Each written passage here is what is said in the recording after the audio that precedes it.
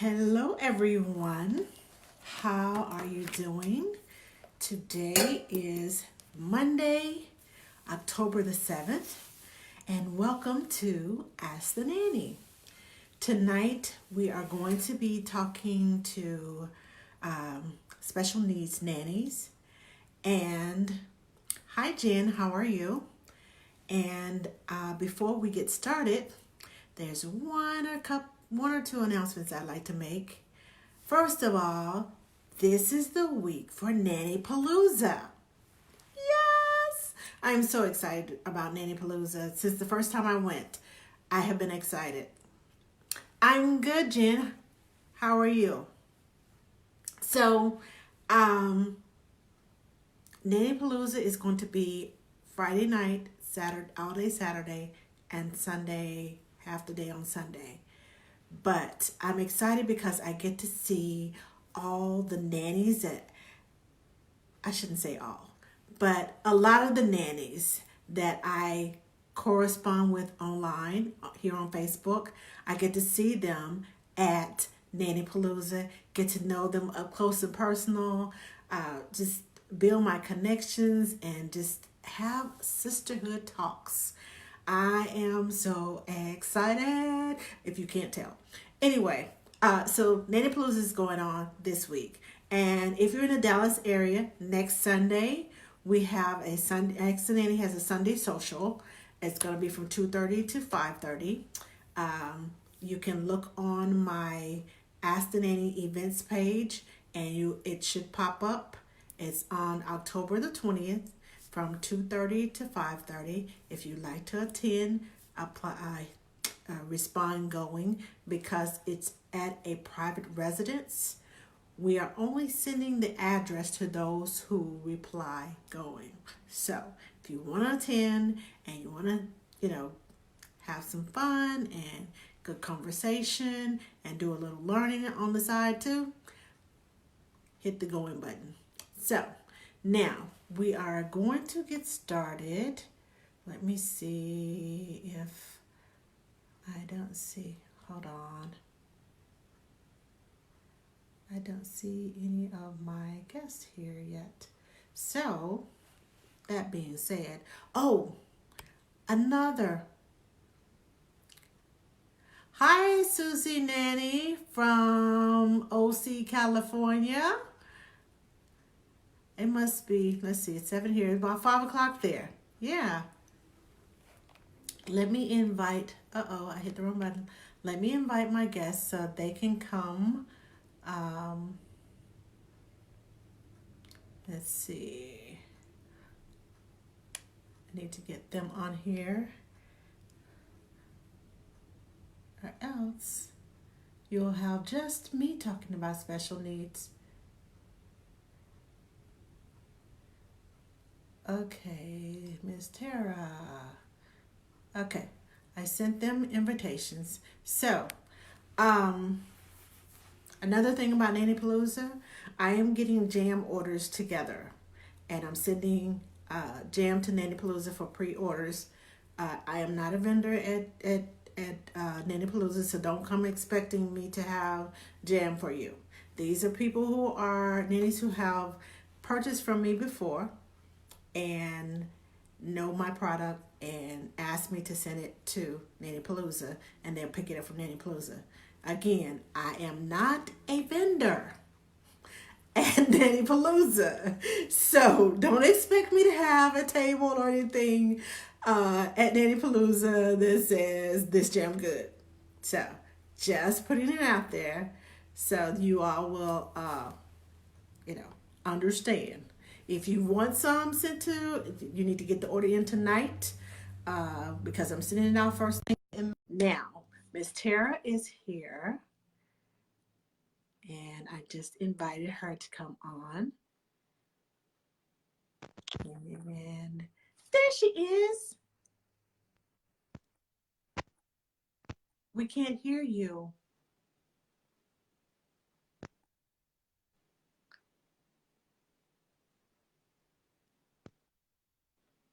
Try unconnecting them. Can you hear me? We can't hear you. Okay.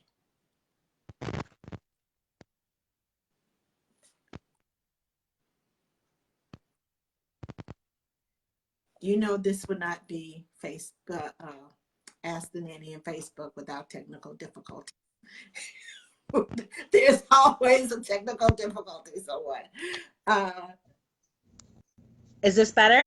yes, we can hear you. Yay! Hooray! Okay, so I don't need my headset. No, no, we're not echoing. The only reason you needed the headset is if we, because sometimes my phone clashes with somebody else's phone, and there's a horrible echo. So Oh, I okay. thank you. There's no echo. Okay, so you can introduce yourself and tell us a little bit about yourself. Sure. My name is Tara Lindsay. I've been a nanny for 28 years now, since I was 18. And I currently work for a family. I actually work for two families right now because my main family, the mom is on maternity leave. So she didn't want to lose me, even though she only needed me part-time. So she's sharing me with friends of hers. So I have two little girls on Sharing different is days. caring. That's right. I'm really lucky. I've been really lucky with the families that I've had. I started my interest in children with special needs and people with special needs goes back as far as I can remember. My very first best friend when I was a preschooler was a little girl who had been born with one leg shorter than the other, and she spent 6 months out of every year in a full body cast because they would surgically go in and break her leg and insert rods. And it honestly, right? It's terrible to think of. It honestly never really registered with me till my parents made kind of an issue of it as I got older, like trying to make it a big deal. And all I really cared about was that we had fun together, and she had really cool Barbie dolls that I didn't have, and she had a light bright. Um, Oh, Lord, the light bright. that's right. Oh my gosh, I had one. Loved it. So, and it just kind of grew from there. I decided early on in grade school that I wanted to be an early intervention teacher, which is special education with children under the age of 3. And so, all 4 years of high school, I had the incredible opportunity to volunteer twice a week with the early intervention program in my school district, which was a really, really good program. Um, and through that, I just got to know so many families and so many children with different diagnoses or different challenges, and I hate to use the word disabilities, um, just a whole range of things from um, children that were born with who knew what, with all sorts of things physically different, children that were born microcephalic or anencephalic, children with Down syndrome, children with severe cerebral palsy, children with fetal alcohol syndrome, just a whole host of things. And it really, the way the parents jumped on my love for children and my babysitting abilities really surprised me. It didn't seem like a big deal to me, and I didn't realize until I was about 15 or 16 how hard it can be for parents to find someone that they trust with their little ones when there are extra needs involved. Um, and then I went to college and I studied special education early childhood and realized that as much as I love children and as much as I love working with them, I would not be a very good classroom teacher. So, Me too. right? I'm not good with authority. And so I had been nannying in the summers to pay my college tuition and room and board, and I stayed nannying ever since then. And I really feel blessed that I've been able to work with a variety of children and family types to give me a broad perspective. I mean, obviously, there's no way any of us can encounter every single possible diagnosis or Right. issue, right? I mean, I still feel like there's so much more to experience and learn. Yeah. But yeah, just the special needs is just it's always been something that's been close to my heart. Ah, okay. I know my son, my youngest son, um, all three of my sons were in the tag program, well, the talented and gifted, if for those of you who know Hmm. what tag is, during their first like 2 or 3 years of grade school. And the teacher said, well, they're smart, put them in here. My mom was a kindergarten teacher, so she taught them how to read. So of course they're ahead of everybody else. Not necessarily that they're smarter than everybody else. They were just, we had a little extra help at home, uh, because my mom used to do the same thing with me. She was a teacher, so she would in the summertime. I didn't have a regular summer. She would go to the next grade. If I was going to the sixth grade, she would go to the sixth grade teachers and get the spelling books and the English books and all that. And so I had class during the summertime so that I would be on top Yeah. of it when I got to school. And I'm just Well, like, and gifted kids are a class of kids with special needs. Speaking as a recovered gifted child, um, kids who are kids who are gifted. recovered. Yeah, right. I don't feel I'm that smart any longer. Um, but kids who are gifted do learn differently, and they need a different type of education that is not necessarily just sending them a couple of grades ahead to where they're learning, because the learning part for them is always easy. It's Right. the learning. They kind of have an asynchronous development issue, and working with gifted kids can be just as challenging as working with a child who Yeah. has no motor skills or no ability to take care of themselves. Because they tend to be perfectionists. That, Seriously. and yeah, and there's definitely the like, I remember everyone making a big deal out of the fact that in fourth grade I took myself all the way through algebra 1. It never impressed me myself because learning math was always very easy for me. There was no challenge to Right. it. But give me a project where I had to connect several different disciplines and work with a group of kids, and I'm thinking specifically of a project we did in sixth grade, that challenged me and it engaged me and interested me and helped me to broaden my educational ability Yeah. and perspective rather than just doing something that came easily to me. Right. So social skills, I've noticed social skills can sometimes, even with the gifted children, there's kind of a disconnect sometimes. And Yeah. then they get us to a certain age where peer pressure is like, I don't want to be so smart anymore. I want to be like my friends. So, but dealing with the dyslexia, first Hmm. he had chronic ear infections, and that was what led to the dyslexia, so that he could not hear the first year of his life. Oh So gosh. it was like the doctor told us it was like swimming underwater. So that was in itself was a challenge, but I'm happy to say that now he has an associate's degree, a bachelor's degree, and a master's degree, because Wow. we went through special education like 5 years. Yeah, and with dyslexia, that takes a Literally. lot more work, a Yes. lot of extra work. But he has a master's degree, and now he is a student advisor at one of the colleges here in Dallas. Nice. Because of his story, he can relate to the college students and how hard it is, and how, nobody's, when you have a special need, sometimes it's harder for people to understand why you aren't getting it, why you aren't um, on top of it like all the rest of the kids are. It's not that you're not on top of it, it's just that you learn differently. And if you're in a classroom where you're not learning and they're not feeding it in the Right. way that you're used to learning it, it becomes harder. It's not that they're stupid or anything. It's just that I learn differently. So I need some help, getting this material in here and Yeah. sticking.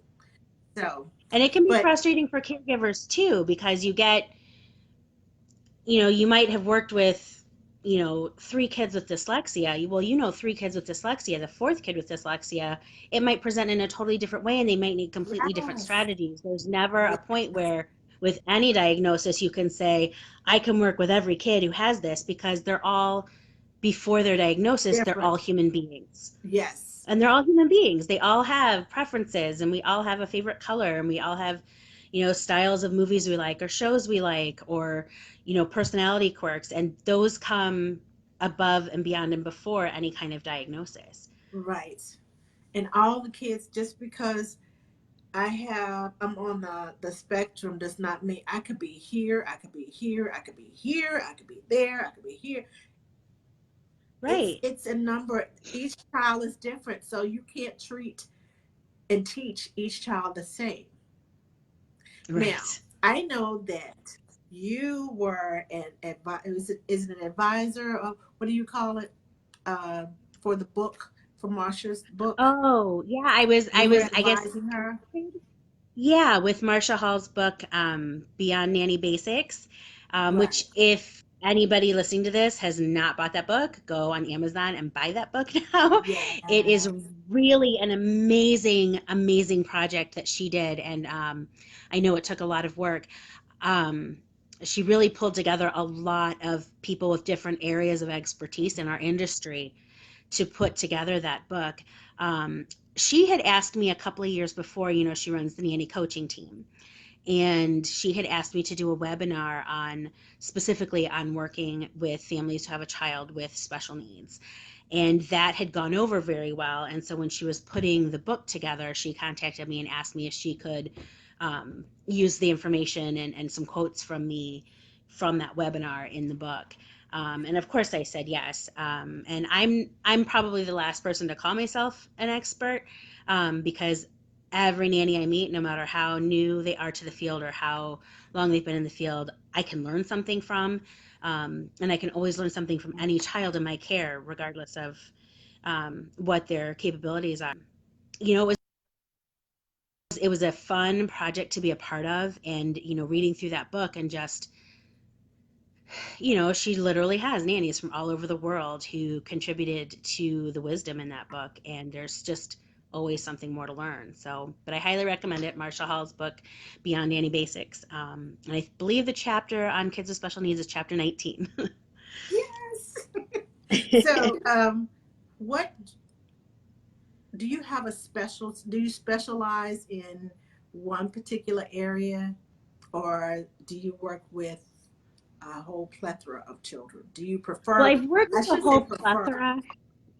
Yeah, and I don't necessarily have a preference. I always hate when people say, "What's your favorite age to work with?" Because it's like, "Oh, I love my newborn little babies and snuggling them," and "Oh my gosh, but toddlers are a lot of fun," and "Oh wait, well preschoolers really have funny things to say," and grade schoolers can have these conversations.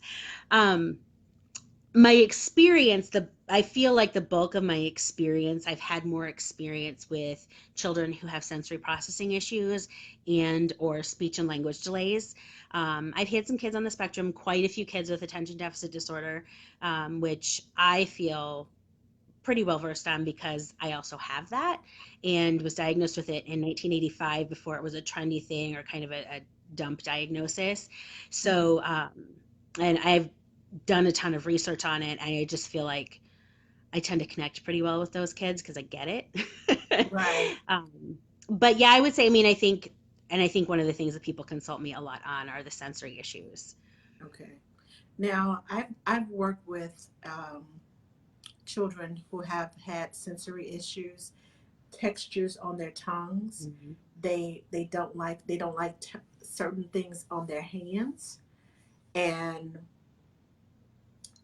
it seems like you're sometimes some days they're good and they will put a fingertip on it. Some days they're like, no, don't put me in there. Don't do this to me.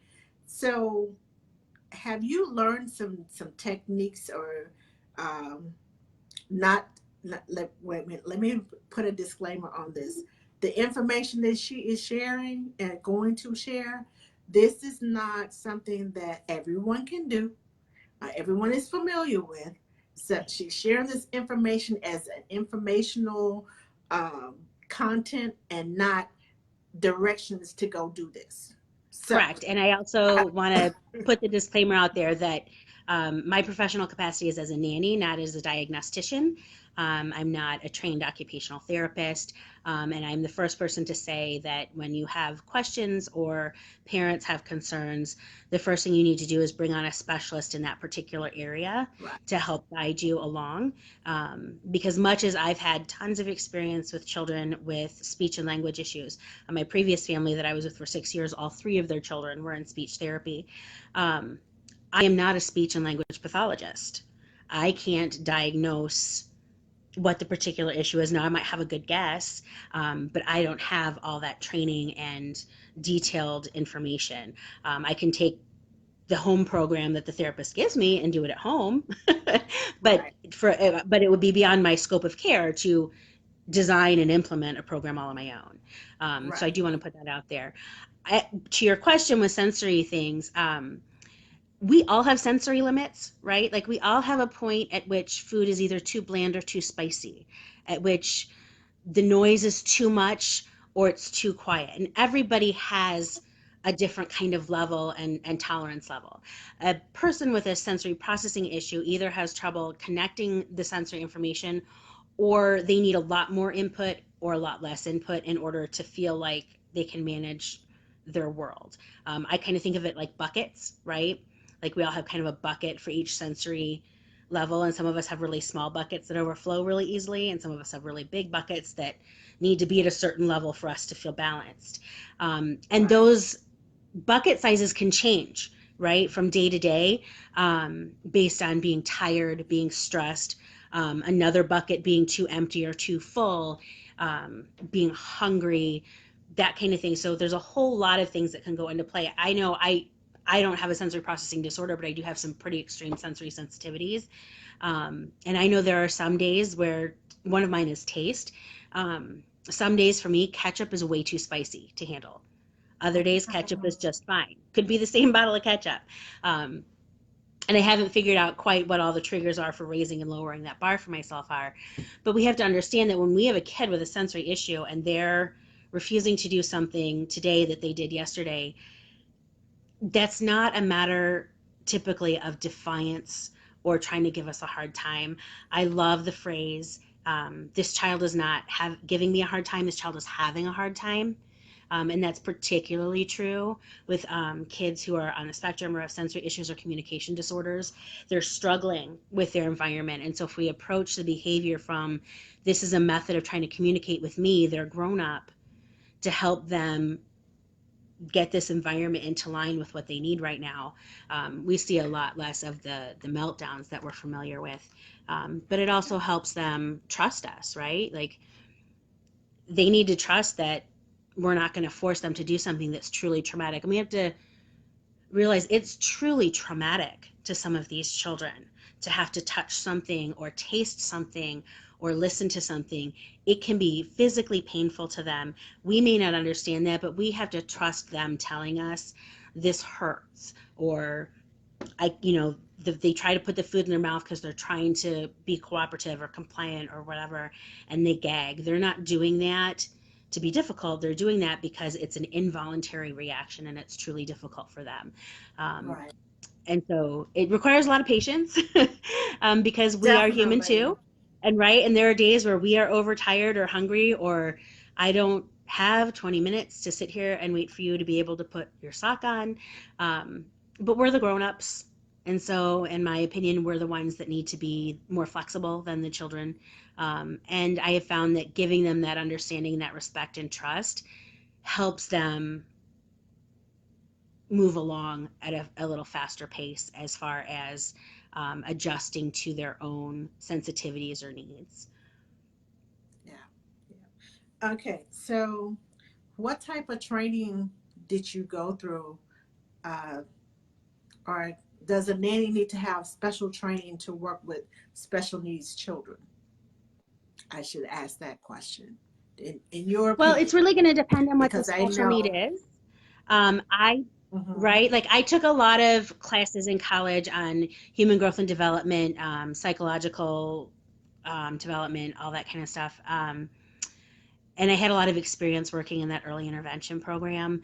The teachers and therapists in that program were amazing at showing me, like, this is what we're doing with this child because of this, and this is where we're looking to try and get them, or this is what we're trying to teach them. Um, and I just absorbed it all like a sponge. Um, Whenever I've been able to attend conferences or workshops, and there are opportunities to attend workshops, particularly from certain experts that I adore, about specific diagnoses or specific special needs, I've tried to take advantage of that. And listening to parents, I have found, sometimes just joining Facebook groups that are specifically for parents, even with a specific diagnosis, and just listening, and not trying to offer them my advice or my input, but just reading and listening and seeing what they're dealing with on a daily basis, because that helps me when I am employed by somebody who is asking for my input, understanding where the parent is coming from and the different ways in which parents might approach, um, even facing the idea that their child needs to be evaluated for something. Um, Now, I think when we get into specific children that have very serious physical needs, or medical needs, I think there's training that should be done.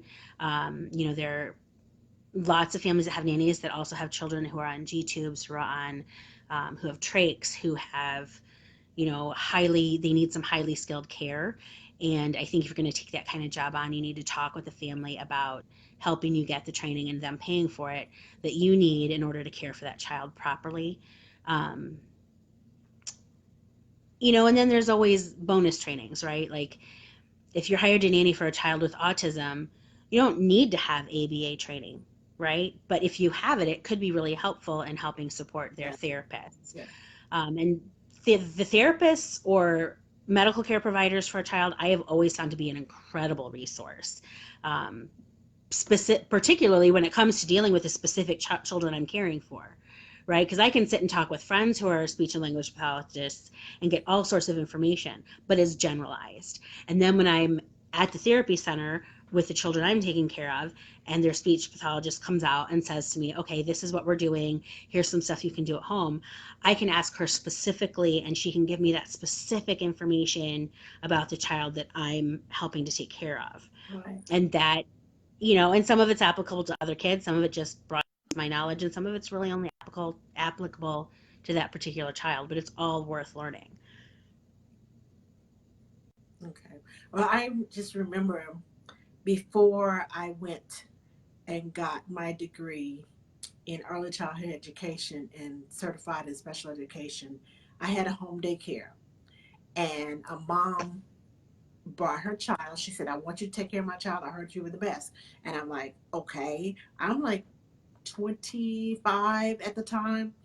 And she said, but my child has Down syndrome. And I'm like, okay.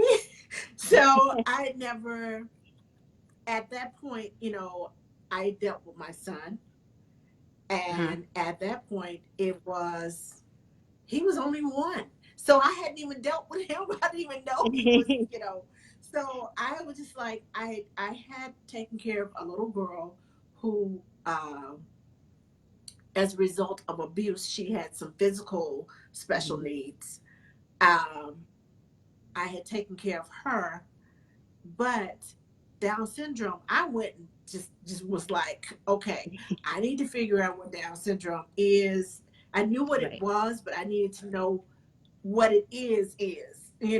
right. I need to do some research and find out. She said, well, he acts like a normal baby. And he did. I mean, he Yeah, drooled a lot, but he was crawling. He was, if I didn't know any better, if it wasn't for the look on the facial features, I would not have known this child had Down syndrome because he was crawling around and doing everything else that the other babies were doing. And I'm like, are you, yeah, well, I guess she is sure, but still, but it was like I said before, children are on a different level. Some are more needy and some are not. This baby didn't need it. He did not like being held a lot. He just wanted to crawl around and do things. And he slept like everybody else. She said, well, you might have this, you might have that, you might do this. And she gave me a long list of things. And I'm like, I don't see any of this. right. But I was looking for it, but I didn't see it. And Well, so and that's the balance, though, that's why right? I asked, beg your pardon? That's the balance, though, right? Like we can know what a Yes, diagnosis is and what it means, but no child is going to fit that perfectly, right? Like we have to find that balance between seeing that child as a child, right. just like any other child, and that diagnosis or whatever it is that makes them have a special need, is another piece of them, but it's not the whole of them. Right. And we have to strike the balance between, okay, let me watch for the things I need to watch for that might be a warning sign that an occupational therapist needs to know about or parents need to know about. But let me first approach this child as a child and know who they are Right. beyond any type of diagnosis or delay. Well, I know that she told me that, certain things that I needed to do. And if this happened, then do this. If that happened. And I had my list posted on my cabinet on the outside. I didn't want to have to try to swing the door open. I'm like, okay, it's posted right here. So, and I kept looking. I'm like, but he's not displaying this. He's not displaying that. He's not displaying this. Right. He's a normal child. And that's the way I treated him. And I mean, he never got sick or anything. I had him for 6 months. And, I had another child who had, his special need was he had asthma, severe asthma. Mm-hmm. Yeah. And so I had to do the albuterol treatments with him. Well, because he's a baby, I got to sit here with him and hold it like this. And after he left, I couldn't breathe because I was so used to having the albuterol. And I was like, and I went to the doctor. I was like, I think something's wrong with me. I can't breathe. And we went through everything. And he said, do you have asthma? And then I remember, I said, well, I take care of a child that had asthma, but he's been gone for 2 weeks. He said, there it is. He said, that's why you can't breathe, because your body has gotten used to having it 3 times a day. So I was breathing in the same thing he was, and then I couldn't breathe. And I was like, oh my gosh. So there are things that, dealing with special needs children, when I found out my child, he was third and fourth grade, when he started, I noticed letters and numbers were backwards, but it was more so comprehension. He could Mm-hmm. call words all day, but it's comprehension. So there are many different levels of dyslexia. There are many Right. different levels of all um, special needs. So you Yeah. have Any to be diagnosis. able to, um, even without experience, you have to know your level of comfortability. Well, and that's true. I think, as nannies, we want so badly to excel, right? And we want to make things easier for our employers and to help them be the best parents they can be and to support these children in being the best that they can be. And I think we also have to temper that with the humility to say, this particular child, whether they have a special need or not, this particular child is beyond my skill set, is not in my comfort zone, Mhm. is not, I'm not the best person for this kid. And we have to have that humility to benefit everybody. And I know, I don't work with the elderly because that's not my comfort zone. It doesn't mean there's anything lacking, that I'm not capable. It just means it's not my comfort zone. And likewise, there are people who work with the elderly who don't work with children, or nannies who don't work with babies or who don't work with teens because of our comfort zone. And we have to know, like I always say, be willing to try and be honest with the parents. I remember talking to a nanny several years ago who was interviewing for a family that had children with special needs. And I know there was some severe ADHD involved in that. And I said, be honest with the parents. Ask them what you need to know about their child and their home. And you can do all the research you want. I'm like, but don't be afraid to ask. And I think so many of us are so used to being the expert in the home for the parents Right, that we have to sit back and remember we might be an expert in all sorts of things, but the parent is always the expert on their child right. and their home. And we have to be willing to meet them there and to understand that, the parents are going through their own process too. Are you familiar with the Welcome to Holland story? No. Okay, it is my favorite. And first of all, I think it applies to any life change or adjustment, but it was actually written by a mother. Her name's Emily Pearl Kingsley. Gosh, 30 or 40 years ago, when she had a child with special Oh, needs. And she I'm looking wrote for my pen so I basically can that, write this down. when people ask you what it's like to have a child with special needs, and she says, kind of imagine that your whole life you've wanted to go to Italy, right? Mhm. And you have been saving the money and you've been learning Italian phrases and you've been researching all the places you want to go in Italy. and you finally have the money to go, and you get on the plane, and the plane lands, and the crew says, "Welcome to Holland." And you're like, "This isn't what I planned," right? Like, this isn't what I planned. And you're really mad and you're really upset because this isn't what you prepared for at all. And then you start to look around and you realize that Holland has tulips and windmills and nice people, and maybe the pace is a little different or a little slower, and it's not Italy, right? And then you go home and you see all these friends going and coming and going from Italy, and there's a pain she talks about that you'll always have, that you didn't get to go to Italy, but you did get to go to Holland and look at all of the beautiful things that Holland has too.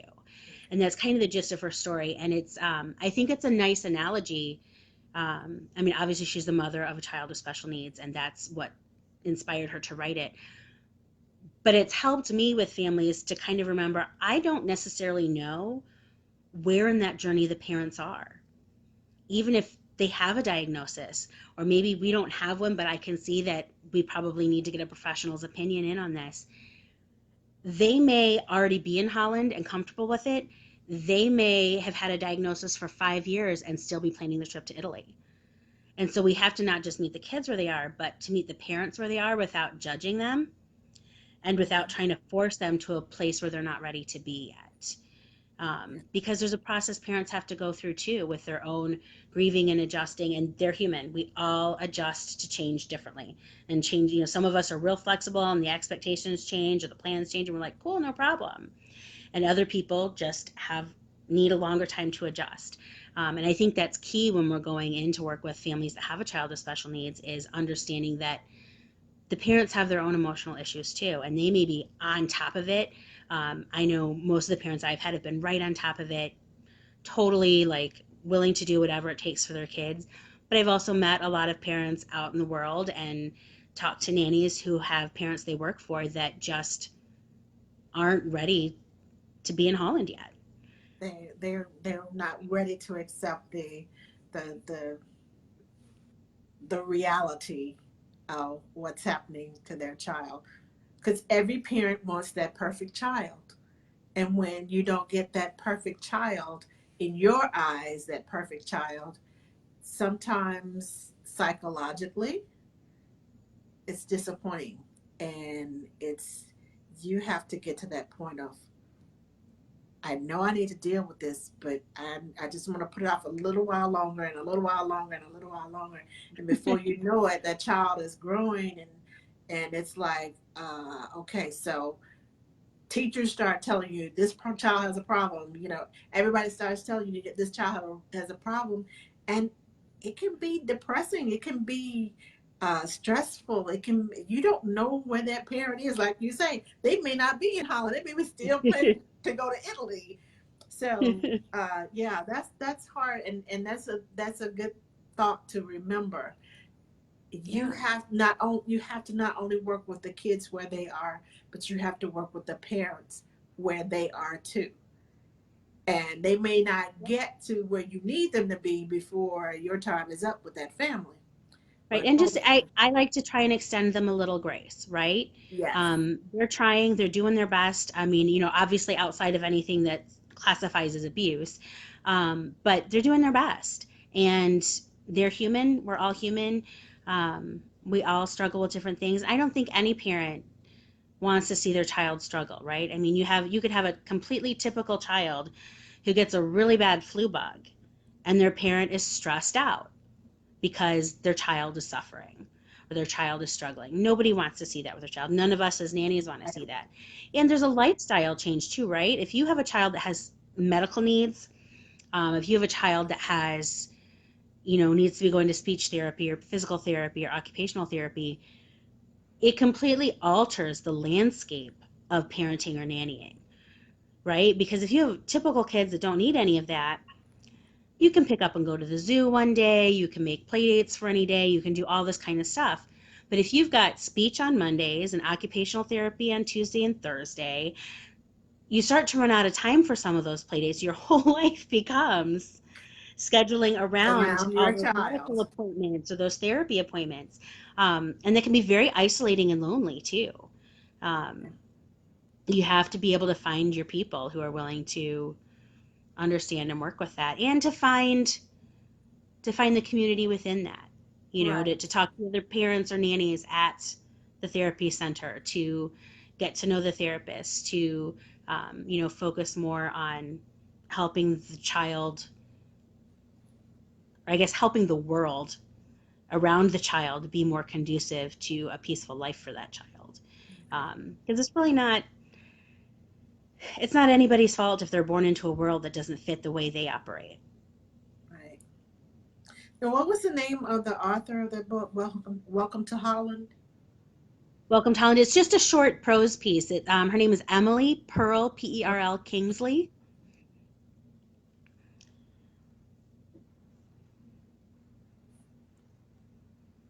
Okay, I'm gonna look for that because that is something that needs to be, you know, discussed even further. But I have another guest, and I want to thank you for coming on and sharing with us your experiences and information about special needs children and working as a special needs nanny, and um, especially as being an advisor on the book. And if you haven't gotten Marsha's book, Beyond, who is it? Beyond Nanny Basics. Yeah, Okay, I Beyond always Nanny get it Basics back. or Beyond Nanny Basics. I always get it wrong. Marsha Hall. It's on. I know Right. it's on Amazon. It's on Amazon. Yes, Mhm. yes. So if you haven't gotten that book, and if you're interested, look up the Welcome to Holland by Emily Kingsley. Mhm. Okay, so I'm gonna look that up too. And thank you so much for Well, thank you joining so us, much. and thank you for um, your insight. Well, and thank you, and especially I do want to thank you for all that you do for the nanny community at large. Um, just with all of Thank your Ask the you. Nannies and your wonderful spirit and positivity at trying to elevate all of us. And I really do appreciate that, and I love that you're part of our community. Thank you. Thank you. Thank you. Okay, you're not gonna make me cry. Okay. Okay. So thank you again. I'm trying to hold Sorry. it. Thank you again. And I'll be sure to have you back on again soon. Great. All right. All right. Thanks. Bye. Bye. All right, ladies and gentlemen, I'm going to invite our next guest. Let me see if I can find. Uh-oh. Let me see. Matthew.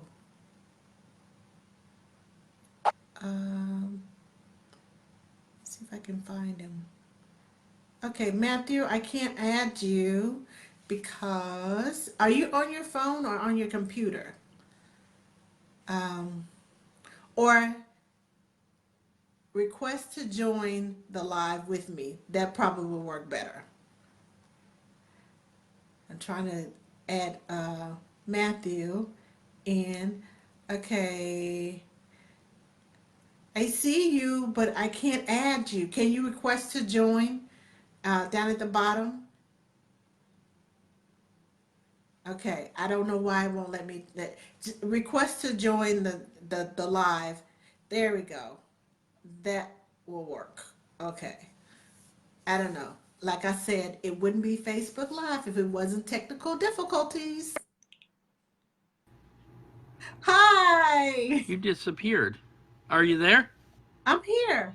I'm here too. Okay, can everybody see me? I can see you. You can see me now? I can see you. Okay, okay. All right. You said I disappeared. I was like, what happened? It became a dark screen for a moment. Oh, okay, okay. That was probably just adding Facebook adding you on. But so uh, for those of you who don't know, this is Matthew Lister, and he is an advocate for the U.S. Nanny Association. He is a special needs advocate for us, and he and some other volunteers are creating our special needs library.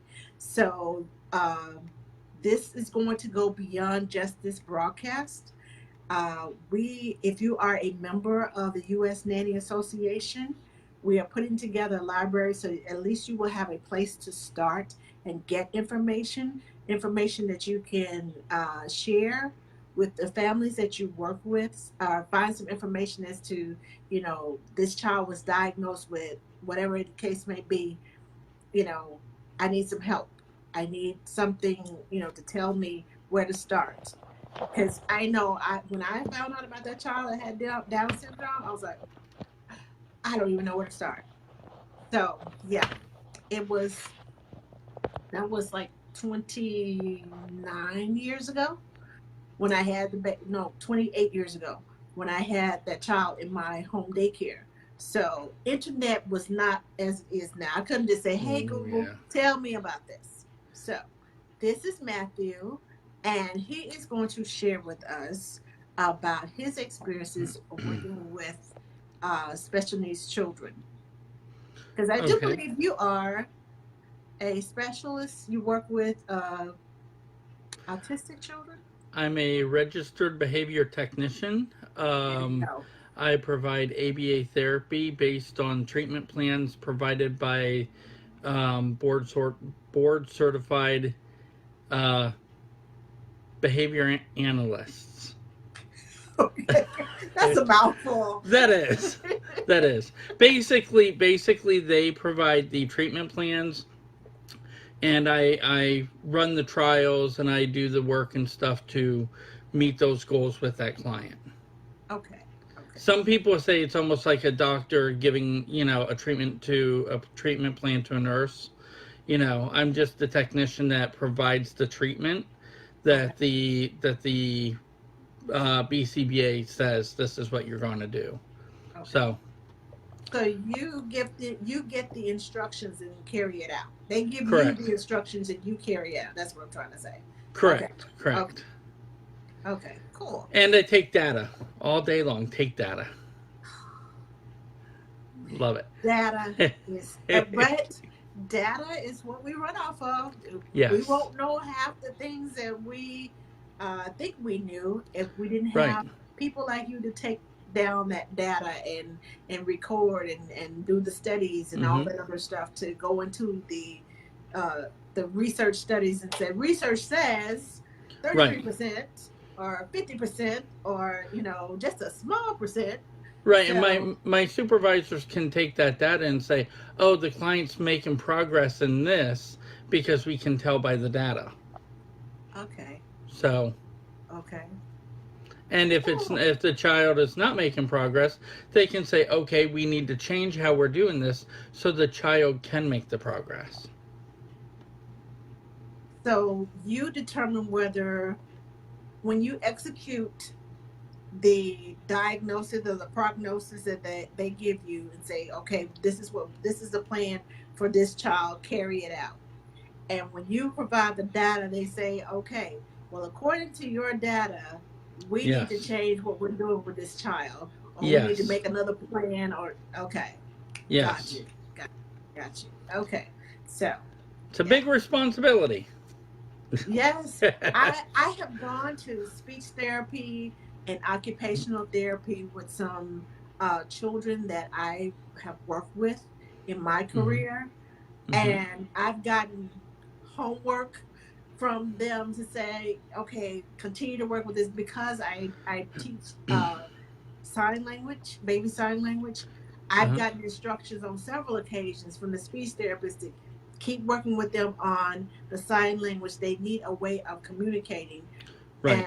and keep talking and using the sign language. So I kind of feel you, Yeah. but I don't take the data.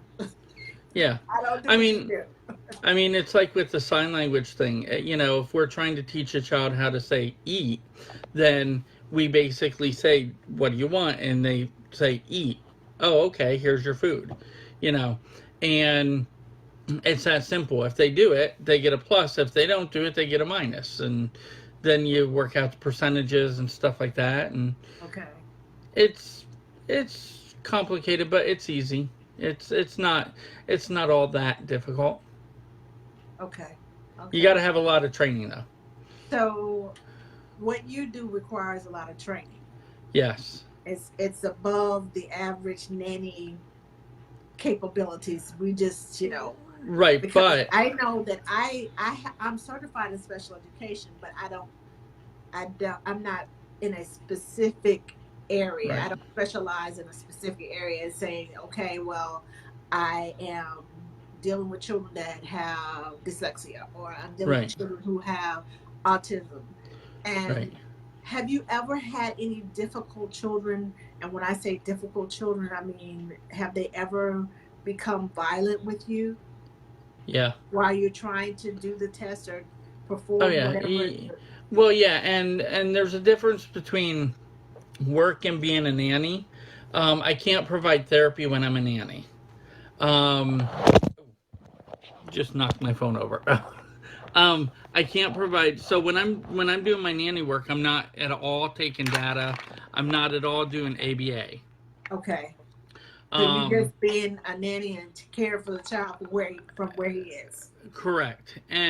But I can take my knowledge and my education in ABA and um, utilize that.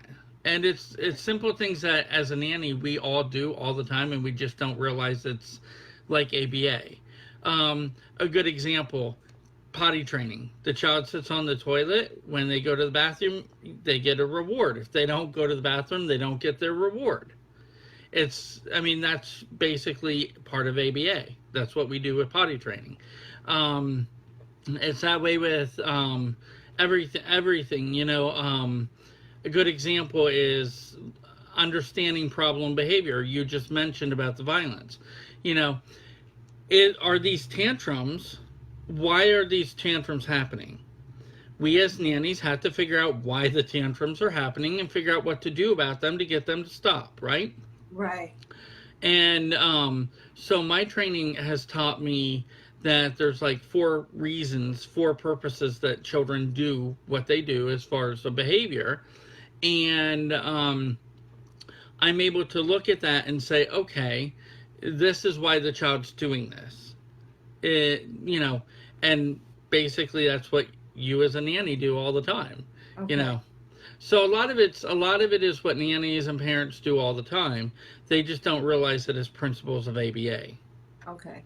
Well, I had a child one time and it went beyond temper tantrum to her actually, I mean, literally trying to choke me. Mm-hmm. I'm talking about a 3-year old. Uh-huh. And I'm trying to remove her from the situation. And I told her, I said, okay, we're going to go. And because she was kicking and screaming and deliberately rolling towards the kids, kicking and screaming. Mm-hmm. Basically, the kids are running around in circles trying to get away from her. So I'm trying to remove her from the situation. As Mm-hmm. I'm removing her from the situation, she turns around and grabs me. And I had bruises on my Mm-hmm. neck Mm-hmm. from this child, and I'm just like, oh my gosh. It's like she told me, I literally told me that you're not my mama. Mm-hmm. I don't have to listen to you. And if you don't let me go, if you don't put me down, I'm going to kill you. Mm-hmm. Now this is from a 3-year-old. Mm-hmm. And I said, well, I don't want you to hurt my friends. So we're going to go over here and we're going to do something else. And Mm-hmm. she proceeds to put her hands. Now she's a big 3-year-old Mm-hmm. and very Mm-hmm. strong. Cause I mean, literally, I started gagging. It was that strong. And I was like, nope. And another teacher saw me and I was like, I put her down. I said, I need you to come and take care of her. I was, I don't know if I was fearful of her, but it's just the way she said it. And then she proceeded to do it. And I was just Mm-hmm. like, I can't do this. Mm-hmm. That it takes a special mentality to work with a child.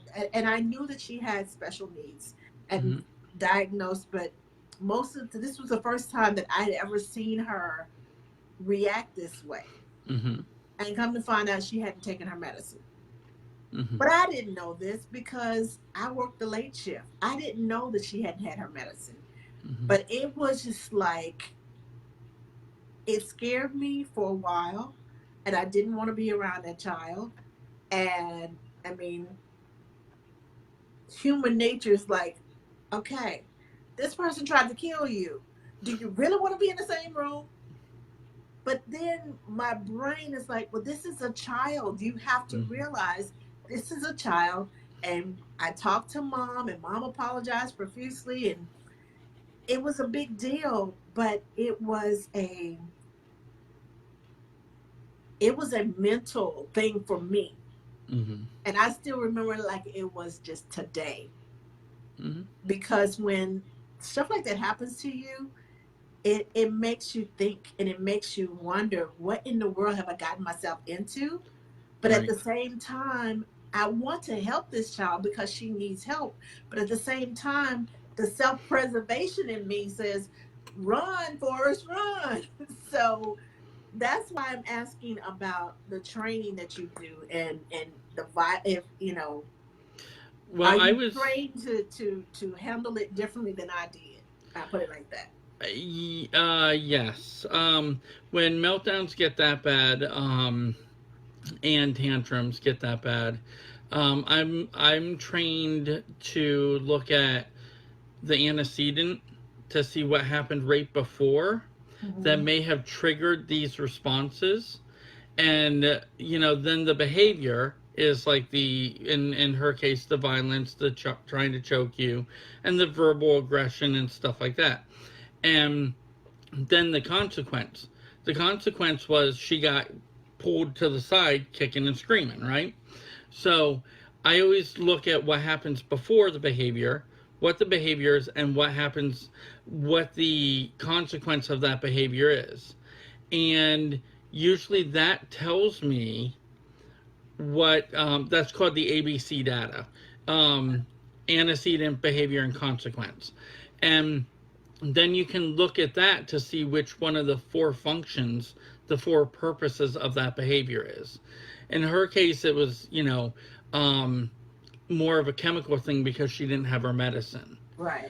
And so that would be almost like an immediate thing. It was just like she couldn't really control herself. She had to have this. She had to do this. And things like that. I mean, and sometimes it's a give and take. Sometimes you're sitting there saying, okay, it's for escape. They're doing it because they want to get out of doing something. But then you look at it again and you're like, well, they're doing it again, but it's not escape this time. So every time it could be something very different. Okay. And, that's one of the things I had written. I think I had written an article in Nanny magazine on timeouts. And it had to do with escape. Because a lot of times children will misbehave or throw temper tantrums and stuff like that in order to escape doing something. They Right. don't want to pick up their toys, so they do it. And then then nannies or parents will sit there and say, okay, you're throwing a temper tantrum, go sit on timeout. Well, now you just rewarded them by not making them have to pick up their toys. Right. And so I'm trained to kind of determine and help understand what is causing them to have these behaviors, and figure out what to do about it. Now, like I say, this is stuff that parents do. This is stuff that nannies do all the time. We just don't realize that there's like a procedure that can be followed for it. Right. Okay. We follow the procedure. We always look at what happened right before and things like that. We just don't realize that there's actual terminology for it. Okay. Okay. And So once we you don't have a understand, terminology, but we do the ABCs, as you say, yeah, for most of the time, and we just don't realize this is a terminology called this yeah. procedure. And if you that do we're it all the doing. time, you'll get a deeper understanding of the child and a better. Uh-oh. What just happened? We went into airspace. Okay, hold on.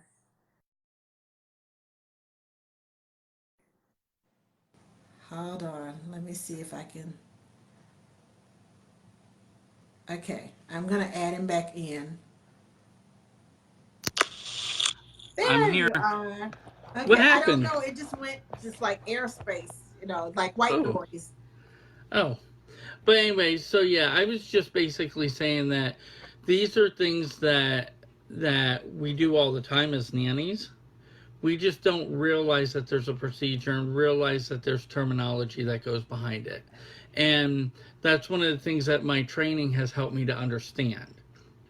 Again, like I want to reiterate very strongly, I never perform ABA therapy or, anything like that while being a nanny. Um, I'm not allowed. Legally, I'm not allowed.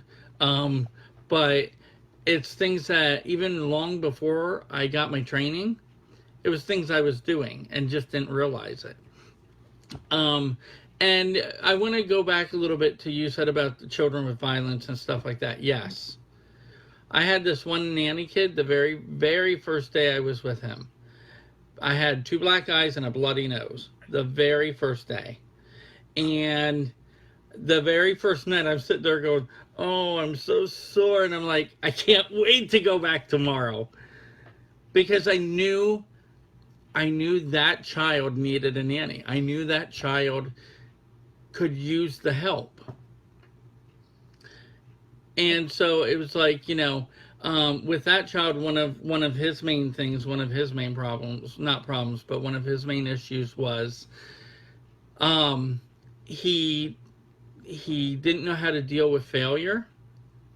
So every time he'd play a game with his family, the family would let him win. Then along comes Matthew, and I play a game and I accidentally win, and the kid didn't know how to deal with that. Ah, so he So was used to winning, and because you won, he just kind of lost it. yeah, he had a total meltdown, and I'll never forget the mother when she finally came home, she was like, "Oh, we forgot to tell you he has to win." I was like, "Now you tell me." I'm like, "Okay." And so what I had to do with him is I had to play games over and over and over and over, and a lot of times I'd let him win, but many times I would go as far as to deliberately make him lose. Like, playing Candyland and me stacking the deck to make him lose so he would learn how to handle losing. Okay. And I was on a short-term contract with family, so I only had like 6 months or so to work with him. So it was like I had to figure out how to get him to uh, accept losing because he was going to be going to school. And so yeah, so it was one of those things where and that's the kind of clients I like working with, Okay. because the clients that take off running, because you know those are the clients for me that, and I don't have a preference of types of clients or anything like that, but those are the clients I like working with because those are the clients that every day you see some progress, you see some milestone, you see something changing So within they're them. working with you in Yes, in this process instead of sitting on denial. yes, and Okay. that, and also, a lot of times with the children themselves, the children, you see the child making progress, and the child's able to share that with the parents. Now, Oh, okay. and this is one thing that one of my friends said, "Oh, so you're a nanny? So you get to sit and watch movies with the kids and stuff like that and just hang out?" And I was like, "No, I don't do that. I work with children with special needs." So a lot of times, you were saying with your previous guest, you were saying about the social skills and the social aspects. And I'm one of those nannies that helps teach the child how to go to a park with other people, with other children, and go on those play dates and how to interact. And oh, this person's saying hi to you. How do we say hi back? And, you know, interacting in that way to prepare the child, and making it from having play dates at home to going to friends' homes for play dates, to going to public parks for play dates, to going to, you know, like the children's museum, and, you know, in downtown New Orleans next to all the busy streets and all this and that. You know, taking those little steps to help them along the way, but making it a safe, comfortable place for them to where they can make that progress and be able to latch back on if they need to. Okay. We have a question. Carrie wants to know, what are the ABCs again? I have 2 school-age boys who will occasionally tantrum, and I feel like for the most part I handle things decent, but would like to learn something else. Okay.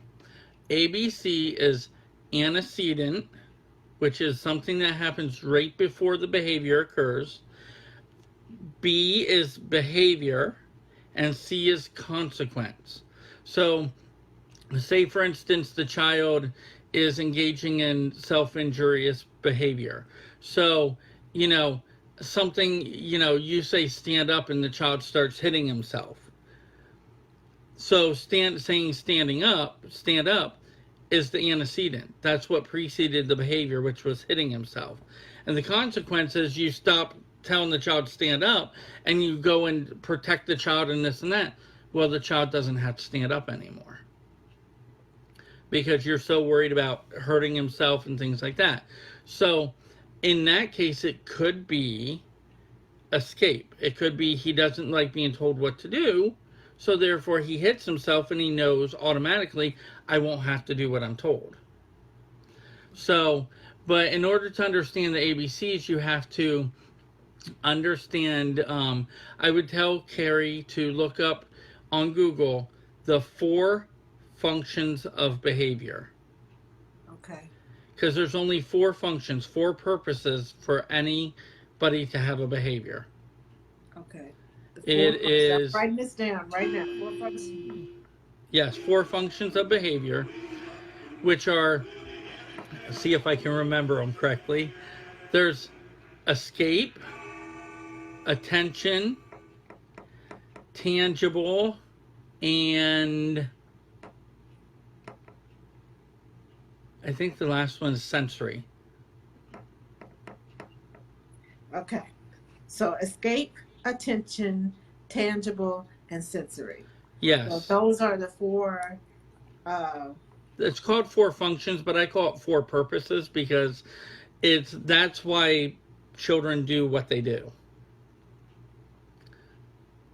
Okay. If they're having a tantrum, it falls under one of those 4 things. Okay. Okay.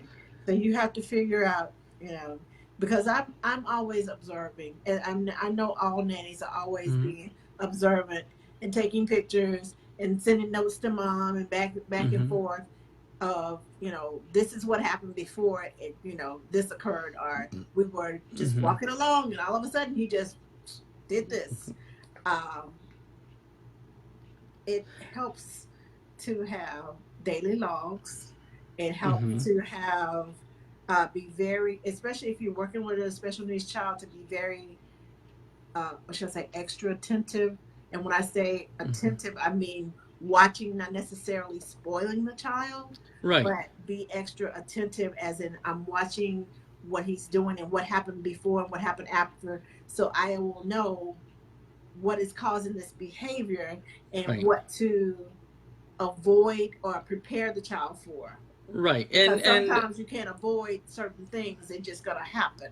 But you can't prepare the child for it. And if you know that the child is going to, if the child engages in a behavior and you've been able to figure out that it's because of a sensory issue, you're able to, when you're going to go into that sensory mode, like loud noise or whatever, you know to prepare that child with headphones or something like that, so that they're not going to have that meltdown because of the sensory. But if you don't recognize that that's what's causing the meltdowns, you don't know to prepare for it. Okay. And that helps the child, because that ensures that the child doesn't get overwhelmed, doesn't, isn't struggling themselves. Your previous guest had said something to the effect of, I forget how she worded it. A child's behaving a certain way because, I forget how she worded it, but in essence, she was saying that the child is struggling. The child's not being bad. The child's struggling. Right. So the child is not giving you a hard time. The child is having a hard time. Yes, That's that. What she said. Yes, thank you. Exactly. And that is what, tantrums, all that is. A lot of times it's for attention, or it's for this and that. And you base your reaction on understanding. If they're doing it for attention, then if you sit there and say, oh, no, we got to stop this, you got to do this, you're giving them attention, and they're going to keep having the tantrums. So if you ignore them and just make sure that they're safe and this and that, and don't give them eye contact and things like that, then guess what? That behavior is going to decrease because they're not getting what they want out of it. Because they will do things. I know I have little boys. Well, grown so you men definitely now, know. But yeah. They do things to get attention, whether it's negative or positive attention. They don't care. Right. It's just that I need your attention and I need it now. Correct. And because it's just like, kids, when you get on the phone, they were fine before the phone rang. They were fine. And now that you're talking on the phone, and you may be on the phone only 5 minutes, but mama, nanny. Oh, yeah. It's like, I need your attention and I need it now, because you're not focused on me anymore, because your attention is on the phone. Or they'll use that time, oh, she's not paying attention. Let me go get into this. Let me go do that. Yeah. Because I'm paying attention. And you notice it's too quiet. Mm-hmm. And I'll tell you, it goes for cats too. It goes for pets too. My cats, every time I get on the phone, like right now, I've been listening to my cat scratching at my door because they want attention. You're not paying attention to me. Exactly. I was away at work all day, and now I'm doing it. It's like, but yeah, it's everything that's a behavior all is so centered on so very little. So if you understand that very little, you can understand so much. Does that make sense? So doing the ABCs will help you to hone in on why this behavior is happening. Yes, and it's going on. Yes, and by understanding the ABCs, what ends up happening is like you'll sit there and a tantrum will start, and you'll sit there and think, oh my goodness, I wasn't paying attention. But wait a second, that child heard this, or this happened right before. So you're taking in that information without even realizing you're taking in that information. Okay. And it just becomes second nature because you understand it. Okay. It's almost like learning to walk. Once you learn to walk, you can chew gum and you're walking and not even realizing you're walking. For most people. I'm laughing because there's a standard joke between me and one of my friends. And I always say, girl, you can't even walk and chew gum. So when you said that, it just kind of triggered that in my head. So I'm not laughing at what you're saying. I'm laughing at the standard joke that I have with one of my friends. So, but yeah, I know that not only I shouldn't say normal children, because all children have normalcy to them, but children who don't have special needs And even the Right. ones that technically don't have special needs, they have needs too. Oh So yeah. Oh yeah. it's a to me, it's no different than all children create patterns. They create habits, and it's a matter of breaking those habits or working with those habits and Mm-hmm. re retraining the child. But when you're working with special needs children, and like the child that I had, I honestly asked to be removed from that room Mm-hmm. because after about 3 weeks, it was as if the child had she had it out for me. It was like a revenge. You took me out of the situation, and you took me from hurting everybody. So I'm gonna Right. every chance I get, I'm gonna do something because I know you can't do anything to me. Right. So I asked to be removed from the room because I don't want to be it to be perceived as if I am egging this child on to do something to me. Well, Or and I will. I wanna. I wanna reword something that you okay, said. For me, it's not about retraining. It's about reteaching. okay, we're reteaching. Because when I think of training, I think of do this, you know, and having a cat put its nose up to get to something. To me, that's training. With children, I tend to think of it as teaching Okay, because they still know how to do what they were doing. They just now know a better way to do it. okay. I saw somebody had asked a question about, I think they said What something about about one, one. two, three, 1, 2, 3 magic? I have mixed feelings about it. What is 1, 2, 3 magic? I never heard of that until tonight. Okay. Now I know I do the Um, counting. I count with my kids, and mm-hmm, I'll tell them, okay, I'm going to count to 3, and then I'm coming to get you.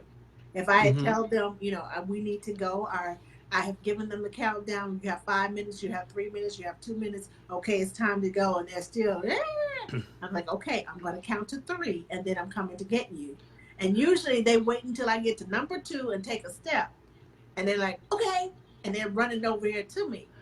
see, and I do But it a little differently. I do it with a 5 count, but okay, I don't do it if I've got to come over there. 1, 2, 3.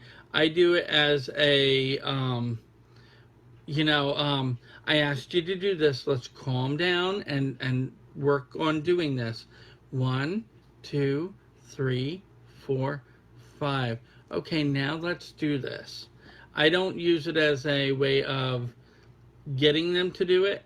I hmm, use it as a way of calming them down. calming Okay, them down so they will do it.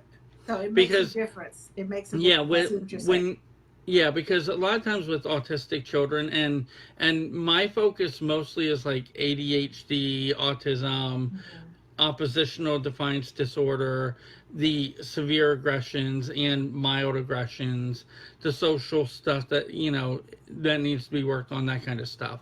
Um, but I've learned that a lot of the methods that work for neurotypical children Hmm. have to be kind of adapted a little bit because of the fact that if you sit there and say to a child who's in the middle of a sensory overload, so they're having like a tantrum or something, if you Hmm. sit there and say, um, I I'm coming over, I'm going to do this, and we're going to do it. What you're doing is you're putting more demands on them and more pressure on them and things like that. So a lot of times what I'll do is when they're in those modes, I won't put any demands on them. I will simply say, like instead of saying stand up, you have to stand up now. I'll go over to him and say, here, let me help you stand up. Because that way they're not hearing somebody saying, do this, do this, do this, when they're already struggling. they're hearing somebody come over and say, "Let me help you." Okay. And so it's changing the way they're hearing it and the way that they're able to interpret it, because then they're able to take a look at it differently. And even the very young kids, if you say, "Here, let me help you," instead of, a lot of, well, and I don't know many nannies who do this, but parents a lot of times will go, "Stand up, you need to stand up right now, come on, we're in the middle of a store, stand up." And instead, if you just walk over to them and say, "Here, buddy, let me help you. I see you're struggling. Here, let me help you." And even if they don't understand the words that you're using, by you taking their arm gently and saying, "Here, let me help you," then they're like, "Oh," and they'll grab your arm and pull themselves up. So it's the language, the intonation, and the reaction to what they're doing. So Yes, instead of correct. it being a demand, it's more of a help you. Correct. Correct. Okay. And that works for, as a nanny, that works. Um, that's not necessarily how I was trained with my other job, but that is one of the differences between being a nanny and doing ABA. ABA, it's about data collection and being scientific and being professional and, that sort of thing. When it comes to being a nanny, it's about loving, nurturing, understanding, things like that. So there's, I have to make sure one doesn't interfere with the other, Okay.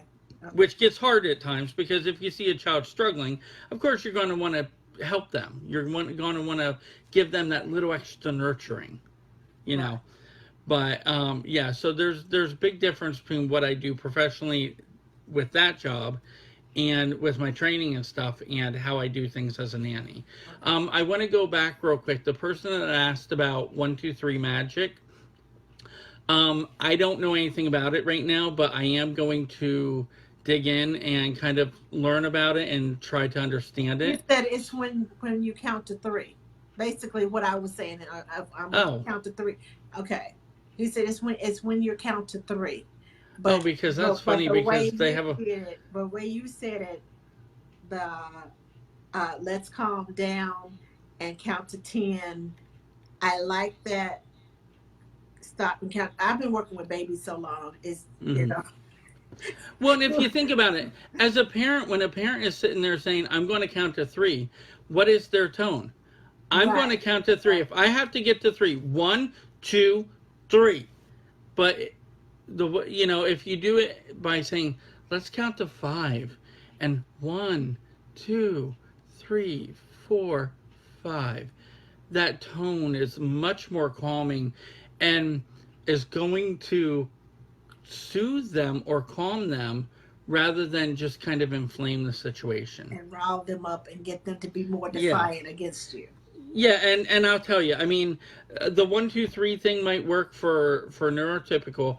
I'm specifically speaking about The neurodiverse people, okay. children, Okay. So and, okay. and especially the younger children who, tend to not have had therapy and things yet. So they Okay. don't have the coping skills yet. Okay. Okay. I like that. I like that. I like that. I like that. I like the way you taught us tonight. I like the way you I reword it do. and recondition.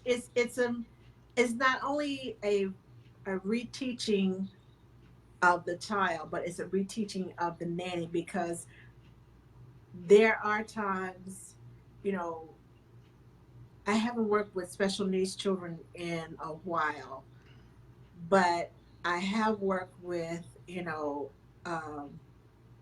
toddlers within the last 2 to 3 years. Hmm. So the way you said that, instead of me come get you, um, being in a gentler spirit and saying it in the intonations of your voice and counting and I guess reversing what it Mm-hmm. means to count instead of 1, 2, 3, you're in trouble, instead of Mm-hmm. 1, 2, 3, we're calming down so that we can get ready to go and do what, Mm-hmm. whatever it is we're supposed to be doing.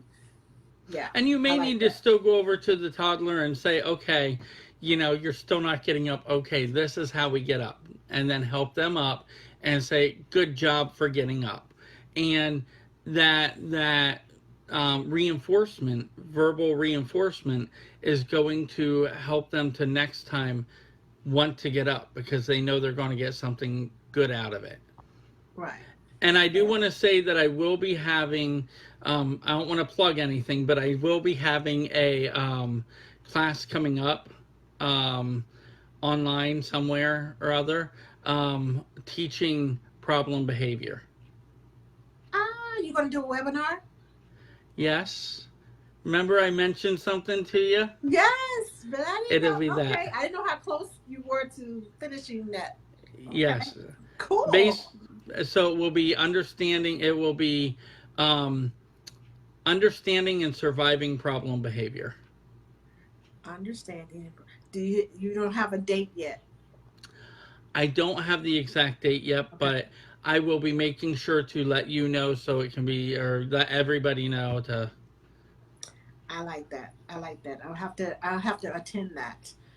And That's it definitely will delve heavily into the understanding of ABCs. okay. Carrie, did you hear that? The ABCs is gonna teach the ABCs.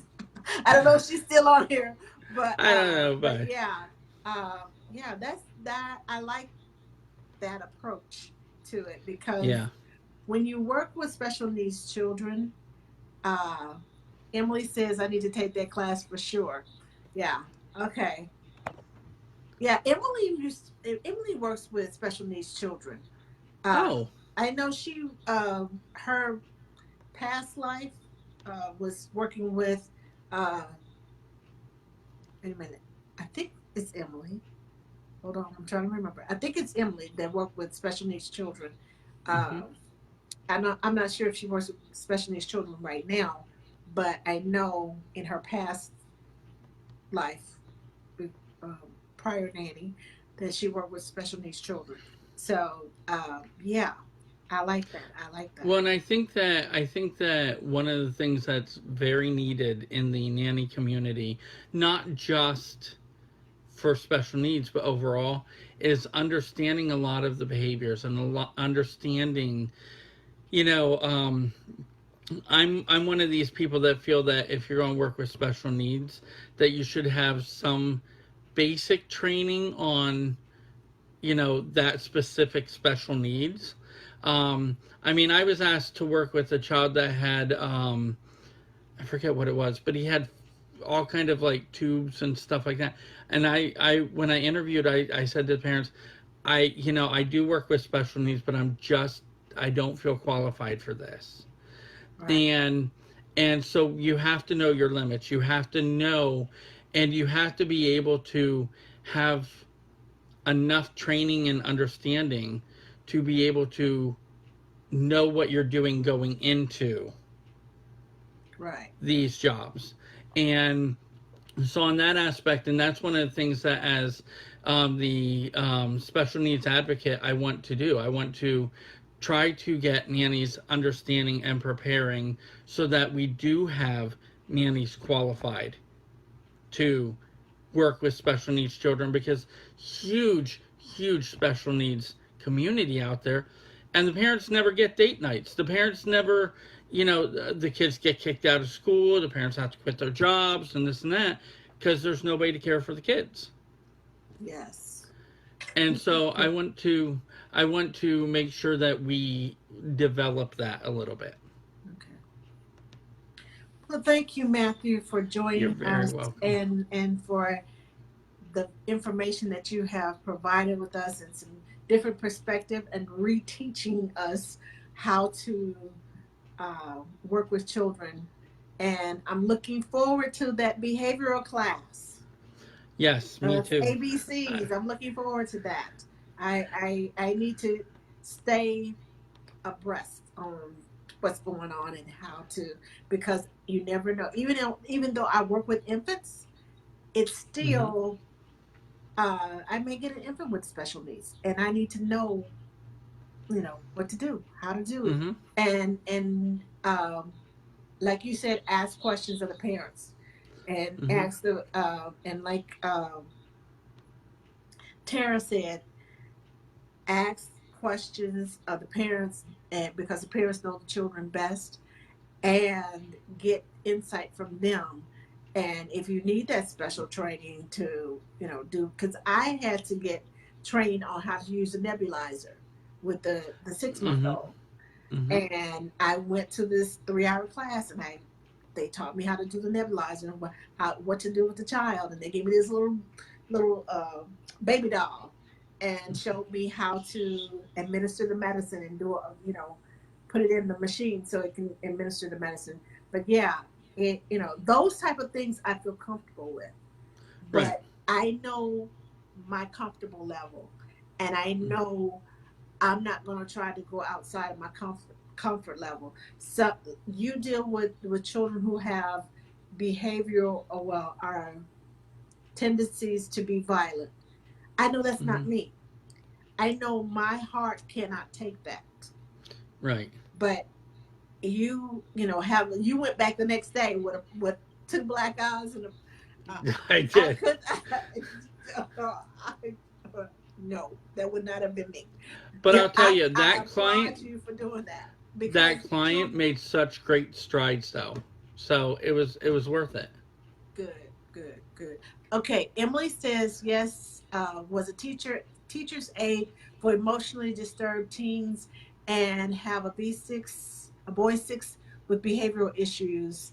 This current boy 6 is very challenging, as it has started to become a violent situation. Wow. Yeah. Would it be okay? Would she be okay if I reached out to her just to, because I'm kind of interested in what she does know and stuff like that. And Is that okay, Emily, if he reaches out to you, and you know you all have a point of contact, so because this is what he does. Uh, so and if not, she can just ignore my message when I message her. Emily's not like that. Emily's not like that. I I know, I I know know. Emily. She's from where here. So I know that if she's struggling and she wants help, and she's saying that she wants the class, then she'll be there. She is Good, a woman of her word. She will be there. But awesome, yeah. So she said, yes, please reach out to me. excellent, See, perfect. that's what I was waiting on, because you can type it in and hit send, and it takes 30 to 40 seconds, almost to a minute or Uh, so, for it to appear up on the screen. Great. So, but yes, Thank you for having me, by the way. you're welcome, and thank you, and I'm looking forward to your class. Let me know, and so I can announce it here on Ask the Nanny, and post it on the page, and post it on the US Nanny page. um, Okay. so uh, Mom Boss and I are open to all help. Yay! See? Yay. Awesome. Yay! I'm so glad. I'm so glad I did this, because I was like Me too. debating.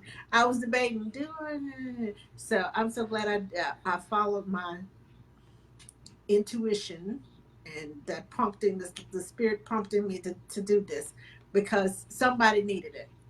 If not me, Yes. I know I need it, but I know somebody else needed it too. Well, I need it too because I learned from other people. Mary Lou says she wants to join the class too. Hi, Mary Lou. Maria Lulu. Okay. Yeah. Awesome. Yes. We'll make sure we will. I will make sure to um, take note of that and reach out when the class is ready to start Thank you. filling. Thank you. Thank you. Thank you. You have a good night. All right, and thank you all for joining us. And I hope you all learned some things. I know I did. Um, Again, if you haven't gotten Marsha's book, um, Beyond Nanny Basics, it's on Amazon. I'm sure you can look her up on Facebook, and I'm also facing challenging moments with behavior issues with B3 in 5 months. Oh, wow. Okay. Well, Maria, that would be a good class for you. Um, if you contact Matthew, I'm sure that he'll be willing to help you. I'm sure that he'll be open to that's why he's our advocate for, questions that, we don't know. He probably knows the answers because he has the training. But reach out to him, and I'm sure that he'll be willing to help. So, we will see you all. I will see you all at Nanny Palooza. Yes! Okay, so Nanny Palooza is this weekend. I will be on, Friday, Saturday, and Sunday. I will be on here periodically. So just keep an eye out for me. And you'll hear from some of the nannies at the at Nanny Palooza, and hopefully I can get some of the instructors to say hello to everyone. It's always nice to meet people in our village. Even though I don't live close by, it's still good to see, and get that sisterhood, all that good stuff, the ooey gooey feelings of, yes, I'm not the only one that goes through this problem. Yes, I love the sisterhood when I go to conference. It is so just like this. We're like this. Even though I don't know you, we all go through the same thing. So I will see you all this weekend and on next Monday. And you all have a great week and enjoy the cool weather. It's finally cool here in Dallas. I don't know where anywhere else, but it's finally cool here in Dallas. And it was such a beautiful day today. So you all enjoy the cool weather. It is fall, y'all. And I will see you all this weekend. Have a great night.